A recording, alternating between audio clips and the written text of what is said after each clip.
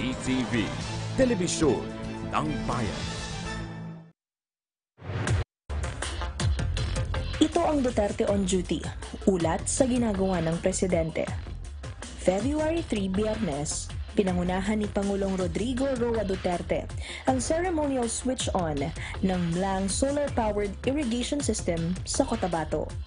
Ito ang unang solar-powered irrigation system sa Mindanao na tutupad sa patubig sa 150 hectares na sakahan. Sabi ko sa mga tao, kung sakali, I will do away yung bayad sa tubig. Libre na yan. Now it's libre. Dinalaw ng Pangulo ang mga sugatang pulis sa Kidapawan Medical Specialist Hospital sa Cotabato. Nakipagbarilan sa isang suspect ang mga alagad ng batas at nasugatan sa pagtupad ng tungkulin. Tumuloy ang Pangulo sa burol ng isa sa mga pulis na namatay sa insidente. Nakiramay ang Pangulo sa pamilya ni 2nd Lieutenant Miguel Alejo sa Davao City na namatay sa engkwentro. Nagbigay ng tulong pinansyal ang Presidente sa pamilya nito. February 4, Sabado, bumisita ang Pangulo sa puntod ng kanyang yumaong ina na si Soledad, Nanay Suling Duterte sa Davao City. February 6, Lunes, sinamahan ng Pangulo ang PSG sa paglunsad ng Hardin ng Lunas sa New Presidential Security Group Fire Range sa Malacanang Park. Ito ang pagtupad sa tungkulin nilang magtanim ng gulay para may maani ang pamilya ng PSG na nakatira sa lugar at sa ilang ulila sa Hospicio de San Jose. Sumuporta ang Pangulo sa kick-off ceremony ng tax collection campaign ng Bureau of Internal Revenue o BIR upang matupad ang epektibong tax collection. February 7, Martes, nakipag-usap ang Pangulo sa gabinete sa Malacanang para matupad na ang I-DOLE OFW Identification Card System at ang mga rekomendasyon sa ARMM 2016 Development Summit.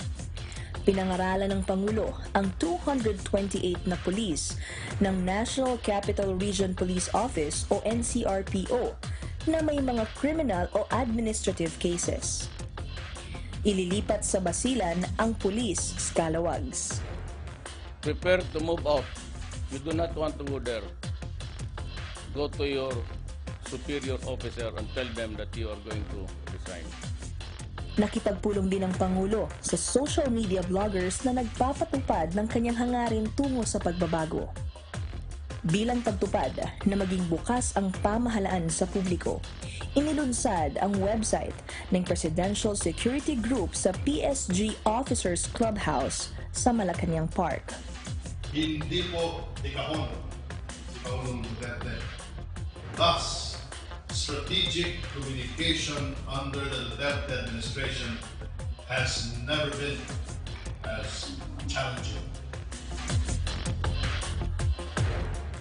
February 8, Miyerkules, dumalo ang Pangulo sa 115th founding anniversary ng Bureau of Customs sa Port Area, Manila.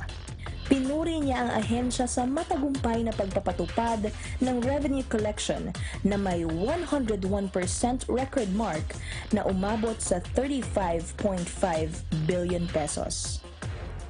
Mas mataas ito ng mahigit 200 million pesos sa target na collection. It was the first time that government was truly able to exceed collection targets since December of 2014. Nakipagdialogo rin ang Pangulo sa partner communities ng National Housing Authority. Ipinangako niyang walang babayarang renta ang mga biktima ng Bagyong Yolanda at Bagyong Pablo. Yung housing ninyo, after a few years you have to pay 200,000. Yung Pablo, pati yung Yolanda.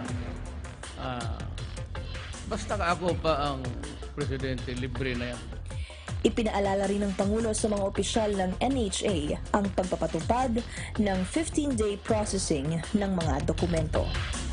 Ito ang Duterte on Duty. Abangan sa susunod na linggo ang mga gagawin ng Pangulo.